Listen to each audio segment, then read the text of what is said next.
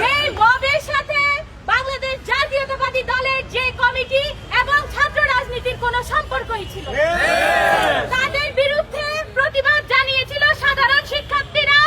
তাদের ওই সাধারণ শিক্ষার্থীদের প্রমাণ এবং তথ্যের ভিত্তিতে আমাদের প্রশাসন তাদের বিরুদ্ধে ব্যবস্থা নিয়েছিল, কিন্তু তারা মিথ্যা তথ্য ছড়িয়ে কালকে একটি মব সৃষ্টি করেছে।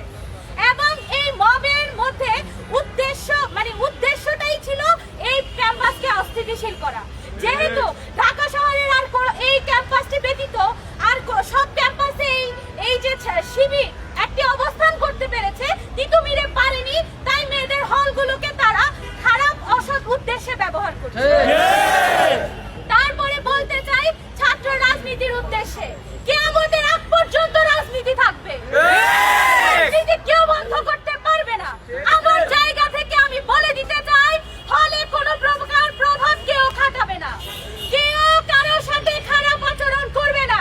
আজকে পর্যন্ত কেউ বলতে পারবে না ছাত্র দলের কোনো মেয়েকে ধরা, কোনো শিক্ষার্থীর উপর অত্যাচার করা হয়েছে, অন্যায় করা হয়েছে। আমাদেরকে শুধুমাত্র হেনস্থা করার লক্ষ্যে এই ছাত্র শিবির এই মেয়েদেরকে দিয়ে, ছাত্রী সংস্থাকে দিয়ে দিনের পর দিন মব সৃষ্টি করে যাচ্ছে।